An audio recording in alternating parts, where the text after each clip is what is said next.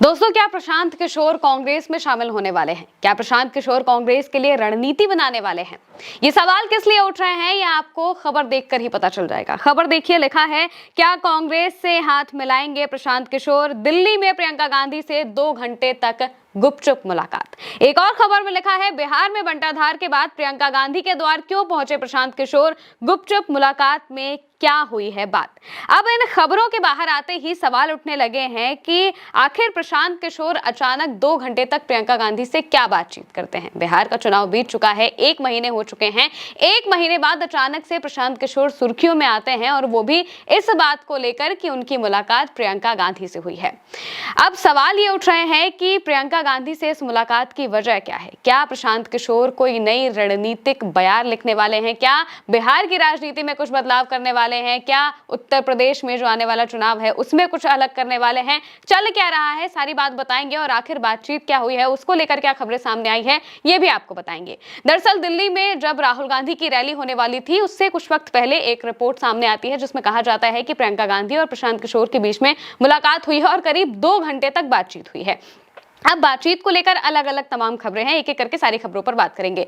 सबसे पहले तो कई राजनीतिक विशेषज्ञ इस बात को कह रहे हैं कि प्रियंका गांधी से प्रशांत किशोर की जब मुलाकात हुई तो प्रशांत किशोर ने इस बात को कहा कि वो अपनी पार्टी को कांग्रेस में विलय कर लेंगे अगर उन्हें कोई बड़ा पद दे दिया जाए। ये बात उन्होंने प्रियंका गांधी के सामने रखी। अलग अलग मीडिया रिपोर्ट्स में इसके बारे में कहा जा रहा है कि प्रशांत किशोर ने इस बात को कहा है कि वो अपनी पार्टी को कांग्रेस में विलय कर लेंगे अगर उन्हें बड़ा पद दे दिया जाता है कांग्रेस की तरफ से पार्टी में, यानी कि बिहार की जो कांग्रेस की पार्टी है उसमें अगर उन्हें बड़ा पद मिल जाता है तो वो पार्टी को विलय कर लेंगे। अब इस खबर की कोई पुष्टि तो नहीं है, लेकिन रिपोर्ट्स में ये बातें कही जा रही हैं। लेकिन जब प्रियंका गांधी का जवाब सामने आता है, वो जवाब के बारे में भी बात कही गई है। कहा जा रहा है कि प्रियंका गांधी ने कहा है कि हम इसके बारे में नेतृत्व से बात करेंगे।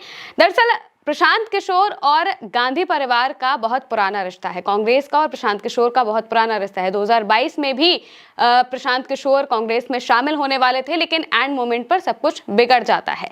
दरअसल उस वक्त जो बातें होती हैं, प्रशांत किशोर एक प्रेजेंटेशन सोनिया गांधी के सामने रखते हैं और वो इस बात को कहते हैं कि वो अपनी स्ट्रैटेजी के तहत कांग्रेस को जीत दिलाएंगे, और इसके लिए बाकायदा उन्होंने एक प्रेजेंटेशन बनाई थी, स्ट्रैटेजी बनाई थी। इसको लेकर तमाम बातचीत भी चल रही थी, लेकिन प्रेजेंटेशन में राहुल गांधी, प्रियंका गांधी, सोनिया गांधी सब लोग मौजूद होते हैं, सब लोग उनके प्रेजेंटेशन को देखते हैं। लेकिन बाद में एक कमेटी बनाने के बाद उन्हें उस कमेटी का सदस्य बनने को कहा जाता है, जिस बात पर प्रशांत किशोर अग्री नहीं करते हैं। वो कहते हैं कि हमें पूरी स्वतंत्रता चाहिए अपने काम को लेकर, हमारे काम में कोई रोक टोक ना करे, और बड़े पद की मांग भी वो कर रहे थे, और इस वजह से फिर वो वहां से निकल जाते हैं। उस वहां पर जो कांग्रेस की और प्रशांत किशोर की बात है वो वहीं पर खत्म हो जाती है। और उसके बाद से अब प्रशांत किशोर और कांग्रेस को लेकर ये बात सामने आई है कि एक बार फिर से प्रशांत किशोर कांग्रेस में शामिल हो सकते हैं। अब प्रशांत किशोर बिहार में चुनाव लड़ने से पहले सालों तक उन्होंने लोगों को चुनाव लड़वाया है, पश्चिम बंगाल से लेकर अगर आप कहें कि साउथ में भी, और इसके साथ साथ में प्रधानमंत्री का चुनाव भी लड़वाने में प्रशांत किशोर काफी कारगर साबित हुए थे। यहाँ तक कि इस बात को भी कहा जाता है कि नरेंद्र मोदी को नरेंद्र मोदी बनाने के पीछे प्रशांत किशोर का ही नाम है। उन्होंने ही कई नारे दिए थे, जो नारे आज भी चलते हैं। अब की बार मोदी सरकार जैसे नारे प्रशांत किशोर ने दिए थे। ऐसी बातें कही जाती हैं कि इस वजह से प्रशांत किशोर एक बहुत अच्छे पॉलिटिकल स्ट्रैटेजिस्ट हैं, यानी कि उनके स्ट्रैटेजी के तहत अगर कोई चुनाव लड़ता है तो वो काफी ज्यादा काम आता है। अब ये बात उनके अपने चुनाव के लिए तो उतनी कारगर साबित नहीं हुई थी। हालांकि उन्होंने एक बात जरूर कही थी कि या तो जनसुराज अर्श पर होगी या तो फर्श पर होगी, तो फर्श पर होती हुई हमें दिखाई दी थी। बिहार में बहुत अच्छा प्रदर्शन जनसुराज ने नहीं किया था, लेकिन इस प्रदर्शन से प्रशांत किशोर कहीं ना कहीं थोड़े नाराज भी, थोड़े कहा जाए कि वो काफी ज्यादा असहज भी हुए थे और काफी ज्यादा परेशान भी हो गए थे। और इसके बाद अब वो भी एक नई राजनीतिक जमीन खोजने की कोशिश कर रहे हैं, या फिर ये कहें कि अपने आने वाले भविष्य के लिए कुछ बहुत बड़ा प्लान करने की कोशिश कर रहे हैं। इस वजह से प्रियंका गांधी के साथ उनकी मुलाकात होती है। अब कई मीडिया रिपोर्ट्स इस बात का भी दावा कर रहे हैं, क्योंकि आने वाले वक्त में उत्तर प्रदेश में चुनाव है और प्रियंका गांधी कांग्रेस की तरफ से चुनाव की जो कमान है वो कांग्रेस की तरफ से प्रियंका गांधी को ही दी जाएगी कि उत्तर प्रदेश में किस तरह से चुनाव लड़ना है, इसे प्रियंका गांधी लीड करेंगी। अब इस वजह से भी कहा जा रहा है कि प्रियंका गांधी और प्रशांत किशोर की बातचीत हुई है। हो सकता है कि प्रशांत किशोर कोई नई पॉलिटिकल स्ट्रैटेजी लेकर आए हो, या फिर वो ये कहना चाह रहे हो कि उत्तर प्रदेश का चुनाव लड़ने में हम आपकी मदद करेंगे, या फिर हम आपके साथ चुनाव लड़ना चाहते हैं, या हम आपके लिए स्ट्रैटेजी तैयार करके आपको दे सकते हैं। और कहीं ना कहीं कांग्रेस को स्ट्रैटेजी की जरूरत भी है, और इसी वजह से कहा जा रहा है कि ये मुलाकात 2 घंटे तक चली है, क्योंकि दोनों को ही अपना अपना फायदा जरूर देखना है, क्योंकि आने वाले वक्त में जो चुनाव है, उत्तर प्रदेश का चुनाव बहुत ही ज्यादा अहम होने वाला है कांग्रेस के लिए भी, क्योंकि बिहार में जो हाल हुआ है वो सबने देखा है कि कांग्रेस का बहुत अच्छा प्रदर्शन नहीं होता है और ना ही जनसुराज का बहुत अच्छा प्रदर्शन होता है। लेकिन अगर प्रशांत किशोर कांग्रेस के लिए स्ट्रैटेजी बनाते हैं तो हो सकता है कि ये उत्तर प्रदेश में कारगर साबित हो जाए। इसके अलावा एक और बात ये भी कही जा रही है कि इस मुलाकात की असल वजह ये है कि प्रशांत किशोर अपनी नई जमीनें तलाश रहे हैं, यानी और ऑप्शंस खोलकर रखना चाहते हैं कांग्रेस भी और प्रशांत किशोर भी।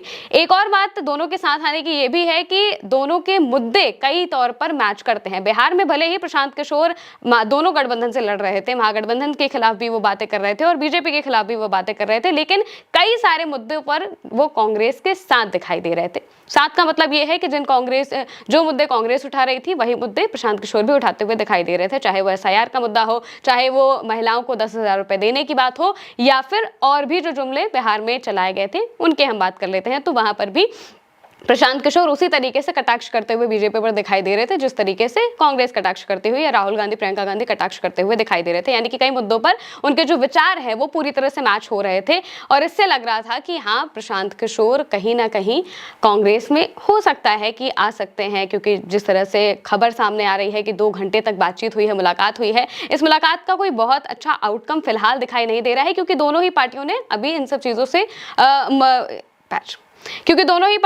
अभी इस चीज से पूरी तरह से किनारे करने की कोशिश की है। प्रियंका गांधी से संसद भवन के बाहर जब इसके बारे में पूछा जाता है तो वो कहते हैं कि ये कोई न्यूज नहीं है। आप उनका वो बयान भी सुनिए। मुलाकात की खबर आ रही है, ये कोई न्यूज है? और वहीं दूसरी तरफ प्रशांत किशोर की पार्टी की तरफ से भी बहुत कुछ नहीं कहा गया है इस मुलाकात को लेकर। यही कहा जा रहा है कि एक शिष्टाचार भेंट है, लेकिन चुनाव खत्म होने के, रिजल्ट आने के 1 महीने बाद अचानक से बिहार में जो व्यक्ति चुनाव लड़ा था वो प्रियंका गांधी से मुलाकात करता है, तो जाहिर सी बात है कि ये सिर्फ और सिर्फ शिष्टाचार भेंट नहीं है, बल्कि इसके पीछे कहीं ना कोई बड़ी खिचड़ी जरूर पक रही है और ये देखना होगा कि ये मुलाकात आखिर आगे कहां तक जाती है। एक और खबर ये भी है कि जिस तरह से ये मुलाकात हुई है, इस मुलाकात के अलग अलग मायने तो निकाले ही जा रहे हैं। साथ ही ये भी कहा जा रहा है कि कई राजनीतिक विश्लेषक इस बात को कह रहे हैं कि प्रशांत किशोर ने पार्टी को विलय करने की बात कही है, क्योंकि जनसुराज का जो हाल बिहार में हुआ था वो सबने देखा है। अब शुरुआत में तो प्रशांत किशोर ने ऐसी कोई बात नहीं कही थी, लेकिन अगर उन्होंने ये ऑफर रखा है तो ये देखना होगा कि कांग्रेस इस पर किस तरीके से रिएक्ट करती है, और अगर वो कांग्रेस के लिए स्ट्रैटेजी बनाना चाहते हैं तो उस पर क्या पिछले जैसा हाल होगा या फिर इस बार एक मजबूत स्ट्रैटेजी दोनों मिलकर तैयार करेंगे और कांग्रेस और प्रशांत किशोर एक साथ आएंगे, तो जो देश का राजनीतिक भविष्य है और साथ ही साथ आने वाले वक्त में जहां पर चुनाव हो रहे हैं, चाहे वो पश्चिम बंगाल हो, चाहे वो उत्तर प्रदेश, और ये दोनों ही जिले बिहार से सटे हुए हैं, तो ये देखना होगा कि क्या इसका फायदा कांग्रेस उठा पाती है या फिर नहीं। फिलहाल के लिए मेरे साथ इस खबर में इतना ही। आप देखते रहिए उल्टा चश्मा यूसी।